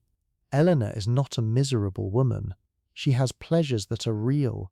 The 20 minutes this afternoon with the novel, the conversation with her old friend this morning, the genuine satisfaction she feels in a dinner that goes well, which is a satisfaction that contains skill and achievement even if the world will not name it as such. She is also not oblivious. She knows what her situation is. She knows it with the clarity of an intelligent person who has been inside their situation long enough to see it in full. What she is, most accurately, is someone who has arrived at an accommodation with a life she did not fully choose, and who finds that accommodation mostly workable, and who has nights, maybe once a month, maybe more, when the accommodation feels like something different from workable, when it feels narrow, when the rooms of the house feel very large and very full and at the same time somewhat airless, in the way that very beautiful things that are not quite yours can feel airless. This is not unique to Eleanor, not in the smallest way. Let me tell you about some of the other women in this world, because Eleanor is one version of it, and there were many versions, and together they make something more complete than any single story can make alone. There is the woman who married entirely for love, against her family's wishes, a man who proved to be charming and unreliable in ways that became clear only after the wedding was past undoing. She is in Newport this summer at the cottage of friends, because the cottage she and her husband rented last summer has not been renewed for this one, and the financial circumstances that made renewal impossible are the kind that are discussed only obliquely, in ways that are clear to everyone who speaks the language. She is doing what women in her situation do, which is to continue to appear, to dress correctly, to call and receive, to maintain the surface of the life even as something beneath it shifts in ways she cannot fully control. The surface is very important. The surface is in some ways all that remains of the position she married into, and she is holding it with both hands. There is the woman who does not particularly want to be here at all, who would prefer, if she could choose freely, to be in Europe, specifically in Florence, specifically in the company of 3 or 4 people who are not the people she sees every day in Newport, and specifically doing something that resembles work in a way that nothing in her Newport life does. She writes. She writes in the hours between activities, in a notebook that she keeps in the drawer of her bedside table and that she fills at a rate that astonishes her when she thinks about it, because the writing comes so easily that it seems impossible that it could be serious, and she has not yet, she is 28, found a way to decide whether the easiness is a sign that she should take it seriously, or a sign that it does not count. The social world around her does not provide useful models for this question, because the women in her world who are creative have mostly found sanctioned outlets for creativity, music, needlework, arranging flowers with a precision that is genuinely artistic, and the connection between those sanctioned outlets and the thing she does in the notebook feels to her like the connection between a decorative plate and a working tool. Both are ceramics. They are not the same thing. There is the older woman, 60 perhaps, who has been in this world since before most of the people in it were born, who looks at Eleanor's Newport in 1893 and sees it for exactly what it is, a moment, a particular, excessive, historically specific moment. She was here in the 1850s when Newport was genuinely a summer retreat, and the cottages were genuinely cottages, and the social life was warmer and smaller and more human in scale. She has watched the money arrive, the railroad money, the industrial money, the Vanderbilt money, the Belmont money, and she has watched it transform the scale of everything, the ambition of the houses, the formality of the entertaining, the complexity of the social rules. She has watched the intimacy go out of it as the money came in, and she has her own quiet opinion about whether the trade was worthwhile, which she does not share, because sharing it would be indiscreet, and she is not at 60 about to become indiscreet. There is also, and this is the woman who appears least in the social histories of the period, the one most thoroughly erased by the conventions that surrounded her, the woman who is in the house but not in the family. Frances, the lady's maid, has her own 14-hour day in this house, her own fatigue and her own observations and her own interior life that the social arrangements of 1893 have placed entirely outside the frame of the main story. Frances's family is in Yorkshire. She has been in America for 6 years. She sends a portion of her wages home each month, which is the primary reason she came here and the primary reason she stays. She is skilled and experienced and proud of her skills in a way that is particular to craftspeople who are genuinely good at complex work, and she knows more about the interior life of Eleanor's household than anyone in the household except Eleanor herself. She knows the texture of Eleanor's days. She has read the moods of them in shoulders and silences and in the particular way Eleanor holds a cup of tea. She does not discuss this knowledge with anyone because it is not hers to discuss. It lives in her the way most knowledge lives in service, acknowledged internally, useful practically, spoken of never. What did Frances think of Eleanor? The honest answer is that we do not know, because nobody asked, and if they had asked, Frances would not have answered in any terms more specific than that Mrs. So-and-so was a very reasonable employer, and that the position was a satisfactory one. This is what service sounded like when it spoke about itself to outsiders. What happened inside Frances's mind when she was alone in her room on the 3rd floor of this Newport house, at the end of a day that was as long as Eleanor's and about which she received none of the social credit, this we can only guess at. I find myself thinking about it though. The guessing feels important. The women who worked in these houses, the housemaids and the kitchen maids and the laundresses and the ladies' maids and the cooks, are present in every account of Gilded Age life as background. They are listed in census records. They appear in household account books. Occasionally one of them appears in a letter mentioned in passing. My new maid has excellent references and seems capable. They are almost never described as people. They are almost never asked what they thought, and yet they were in the house every day. They saw everything. They understood, perhaps better than anyone, how the machinery worked. Because they were the machinery.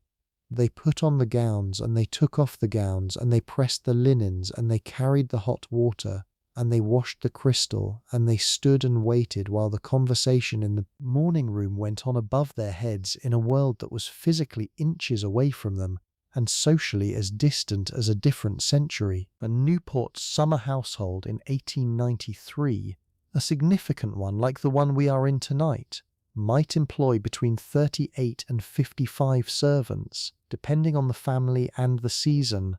This includes the indoor staff, the outdoor staff for the gardens and stables, and a seasonal supplement for the August entertaining that is released after the family returns to the city in September. The indoor staff alone might include a butler, an under-butler, 2 footmen, a coachman and grooms, a head parlour maid, several housemaids, a cook, a pastry cook, a kitchen maid, a scullery maid, a lady's maid, possibly a housekeeper, a nurse for the children, and a nursery maid. Many of these positions required genuine expertise.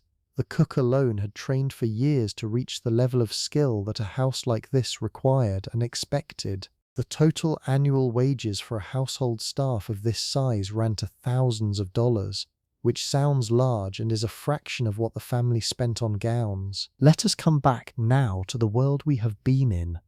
The world that is starting to grow quieter as the night deepens, the summer darkness of Newport pressing gently against the windows of the big houses on Bellevue Avenue, the Atlantic off somewhere to the east making its slow and continuous sound, indifferent to the whole enterprise. There is something I find genuinely strange about the Gilded Age social calendar when you look at it in its full length.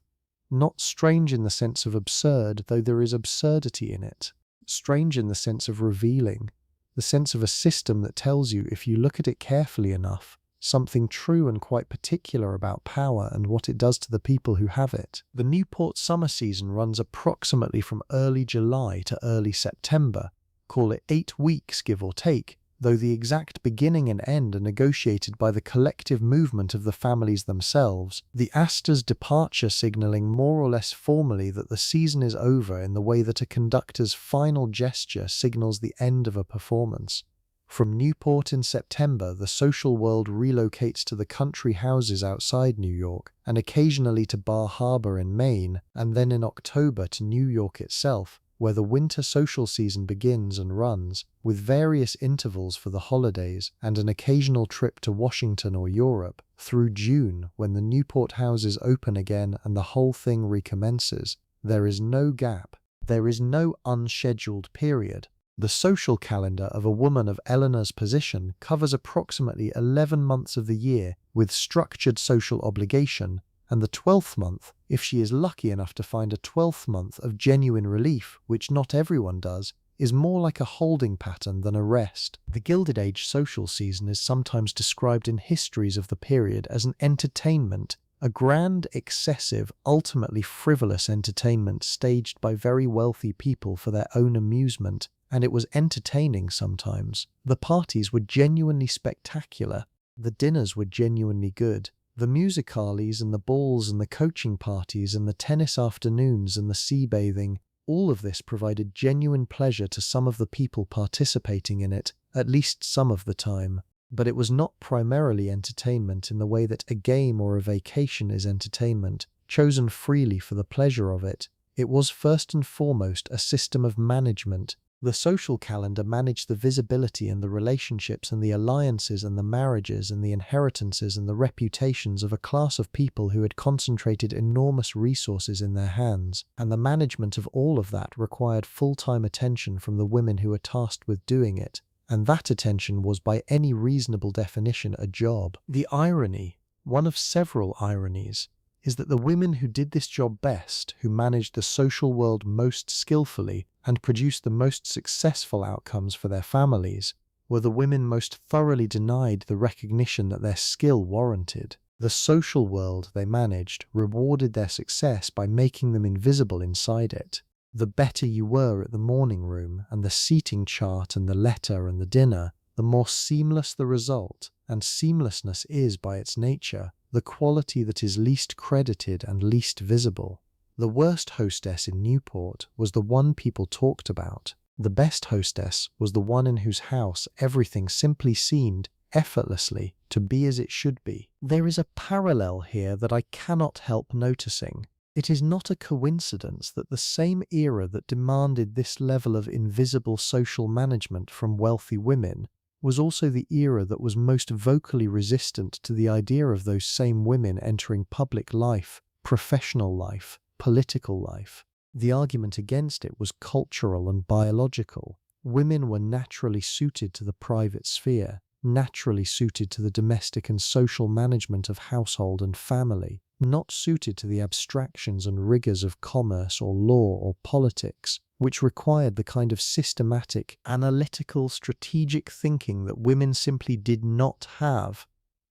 The argument was made sincerely and defended vigorously by a great many intelligent men and some women, and it was made at the very same historical moment that women like Eleanor were spending their days running systematic, analytical, strategic operations of considerable complexity, successfully at scale, without credit. The cognitive dissonance in this was not invisible to everyone. Alva Vanderbilt, whose strategic intelligence we have already noticed, eventually found her way to the suffrage movement, where she applied that intelligence to political organizing with the same uncompromising intensity she had previously applied to social climbing. She testified before Senate committees. She marched. She funded.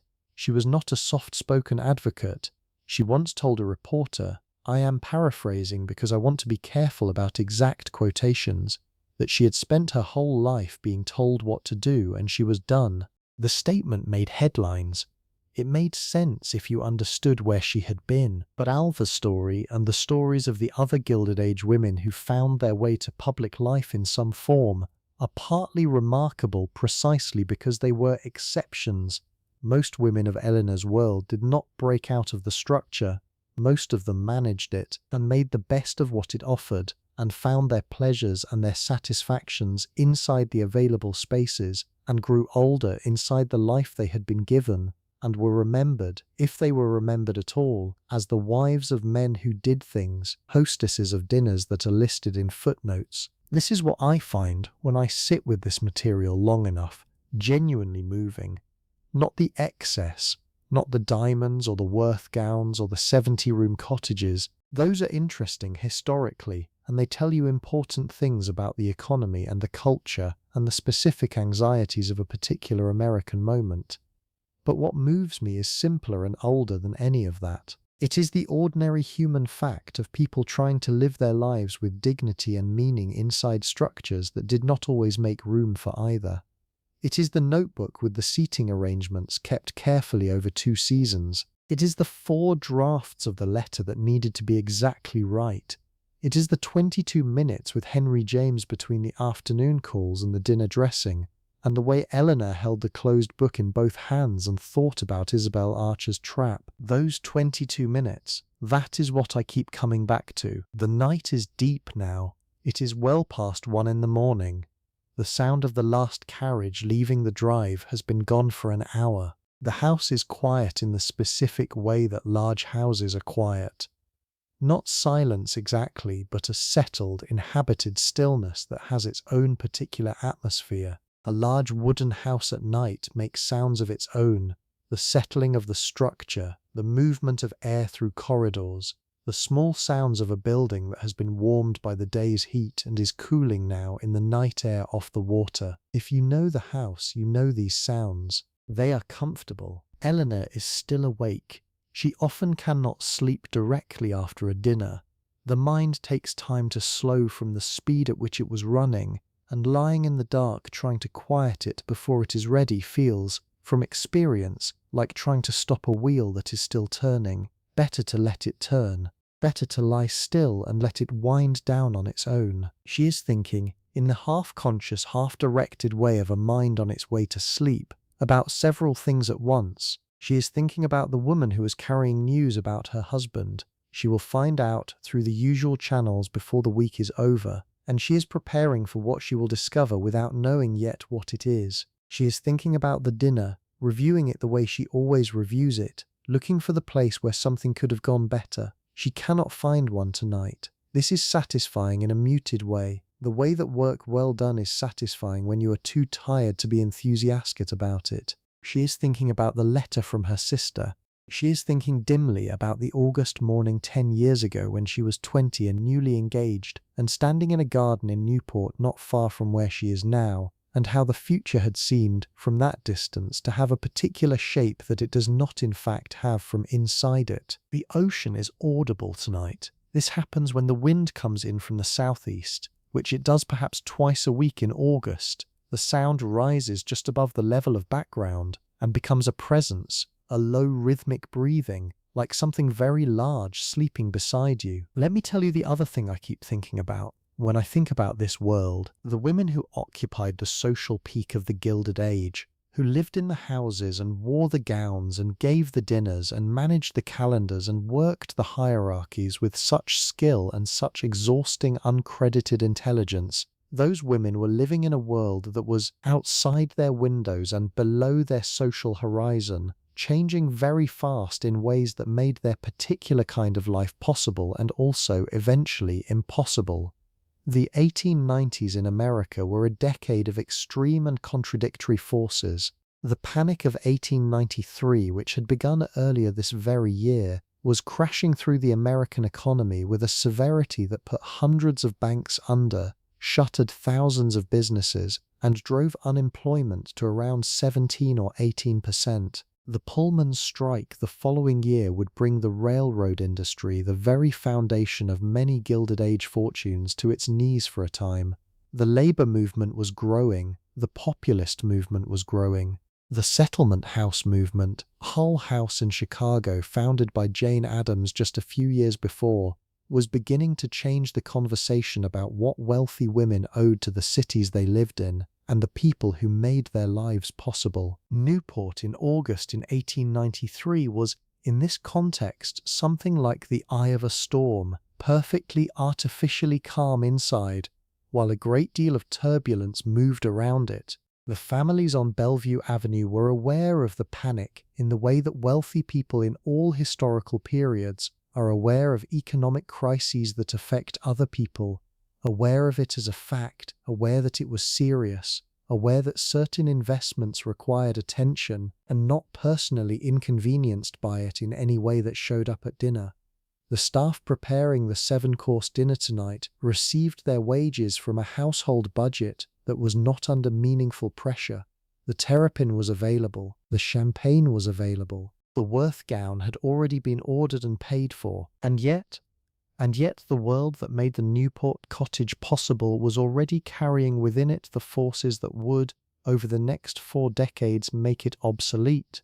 The Gilded Age did not last. It lasted roughly from the end of the Civil War in 1865 to the period after the First World War, though it peaked in the 90s and began its long decline in the early years of the 20th century. The federal income tax, enacted with the 16th Amendment in 1913, began to bite into the fortunes.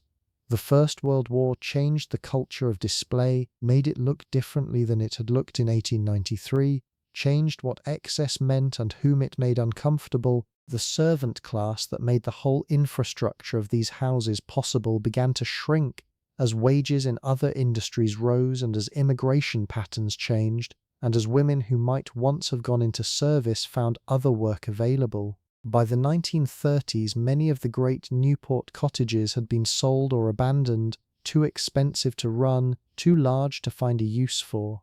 The Breakers was eventually given to the Preservation Society of Newport County, which charges a fee and lets the public walk through it, which is where we are back to.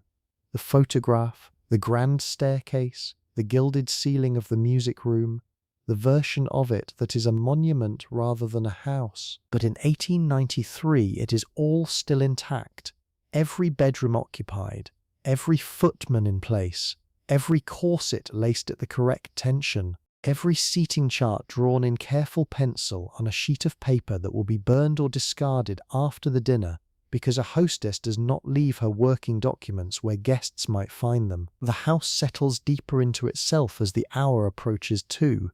Frances is asleep in the dressing room, which is adjacent to Eleanor's bedroom by design, so that if Eleanor rings in the night, Frances will hear the bell and be there within minutes. This is part of the job. Frances knows this and accepts it and sleeps, most nights with the slightly more alert quality of sleep that people in listening positions develop over time. Not fully asleep, not quite. The butler has gone to bed. The footmen have gone to bed. The kitchen staff, who were among the last to finish tonight because the washing up from a 24-person dinner is an hours-long project, have gone to bed only recently. The house breathes. Eleanor's bedroom. Let us look at it, now that she is in it for the night, now that the public life of the day has fully receded. It is a large room, but it does not feel large the way the drawing room or the dining room feel large, which is to say it does not feel designed to impress. It is designed to comfort, and whoever chose its furnishings, and Eleanor chose many of them, because this is one of the spaces in the house where she exercised that choice, understood the difference. The walls are covered in a pale silk damask, ivory with a small repeating pattern of sprigs that disappears in low light and reappears in morning light as the sun comes through the curtains. The bed is large and soft and deep, with a carved headboard and sheets of the finest Egyptian cotton, laundered to a whiteness that holds a faint warmth even in cool air. There are 2 tables, one on each side of the bed. The one on Eleanor's side holds the lamp. the novel, a glass of water, the small notebook. The one on the other side holds nothing because Eleanor's husband is not in Newport this week, and when he is not in Newport, his side of the room is quietly, neatly empty. They have separate dressing rooms. This is standard at this social level. The English model of separate bedrooms for husband and wife had become fashionable in American houses of this scale, and many couples at the social peak of the Gilded Age slept separately or nearly so, meeting in the bedroom by agreement and custom rather than by proximity. Eleanor and her husband share a bedroom when they are in the same house, which is perhaps 8 months of the year. The other 4 months, distributed between his business travel, her extended visits to family, and the periods when social obligation places one of them somewhere that does not require the other, they live in a marriage that is somewhat more like adjacent professional lives than like daily shared domesticity. This is not necessarily a sign of unhappiness. It is mostly a sign of the particular way that Gilded Age upper-class marriage was organized. The marriage between a wealthy American man and woman at this social level in 1893 was not primarily a romantic or emotional union, in the sense that the culture of the early 21st century means when it uses those words. This is not to say it was loveless or cold. Many such marriages contained real warmth, real companionship, real mutual respect, and some contain genuine love in the full-throated sense, but those qualities, while welcome, were not the structural basis of the union. The structural basis was social and financial. The combination of his resources and her social management created a household that could operate at the required level, advance the family's position, and provide the environment into which children could be born and from which they could be launched advantageously into the next generation. The marriage was at its foundation a business arrangement, and both parties generally understood this with a clarity that later generations, with their emphasis on romantic love as the only legitimate foundation for matrimony, have sometimes found difficult to credit. The clarity had its advantages. A woman who understood her role as social manager and household CEO, which is not a metaphor but a fairly accurate functional description, could take her role seriously, excel at it, find genuine satisfaction in the excellence, and be valued by her husband for the competence of her management in ways that were concrete and clear. The clarity also had its costs, which were also concrete and clear, and which varied enormously from marriage to marriage depending on the character and disposition of the people involved. A husband who respected his wife's competence and treated the implicit partnership with something like real partnership, this produced one kind of life. A husband who regarded his wife's social management as a service rendered for his benefit, without reciprocal obligation of courtesy or consideration. This produced another kind of life entirely, and it was not uncommon. Eleanor's marriage is somewhere in the middle. Her husband respects her competence. He is not cruel.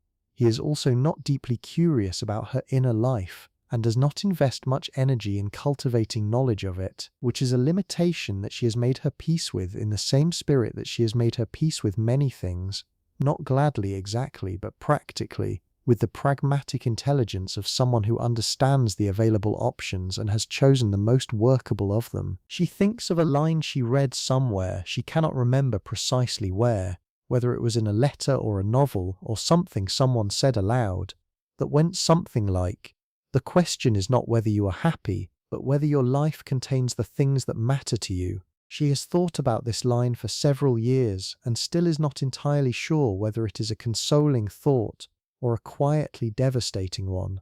Tonight, lying in the cool dark of the Newport bedroom with the ocean audible through the cracked window, it feels like both. The light in the room shifts slightly as the curtain moves in the breeze. Just the smallest movement. The curtain is heavy, the breeze is gentle, but the shift happens and the room changes quality for a second and then settles back. Eleanor's eyes are heavy now. The dinner is receding. The thoughts are loosening from their precise connected shapes and becoming more fluid, more associative, the particular quality of mind that lives at the edge of sleep. She does not choose this. It arrives the way sleep always does. Not by effort, but by release. Outside the window, the Atlantic, invisible in the dark, audible in its steady, enormous rhythm, moving back and forth across the same stretch of coast it has moved across for 10,000 years, without regard for the social arrangements of any particular August. The gravel on the carriage drive, the dark shapes of the elms along the south lawn, somewhere on Bellevue Avenue, a last carriage going by. Later than most, someone heading home from a different house, a different evening, a different version of the same long and complicated day. The smell of the ocean at night in Newport has a quality that is hard to describe without resorting to the obvious. The salt, yes, but underneath the salt something cooler and older, something that has nothing to do with the summer and nothing to do with the social world, and nothing to do with calling cards or Worth gowns or seating charts. It is just the water, at 2 in the morning, going back and forth between the rocks. Let the curtain move. Let the night settle. We are going to stay here for a while. There is a quality that the Newport houses have at this hour, 2-3 in the morning in midsummer, that is entirely different from their daytime or evening selves, and that most of the people who lived in them never experienced, because most people who lived in them were asleep. The staffed, social, managed version of the house is gone. What remains is just the building, which has its own nature underneath all that. Sleep now. The house is quiet. The night is good. Whatever the morning brings, it is hours away still. You have time. You have all the time there is right now in this dark, with the sea going on and the curtain moving and the lamp turned down to almost nothing. All the time there is. Good night.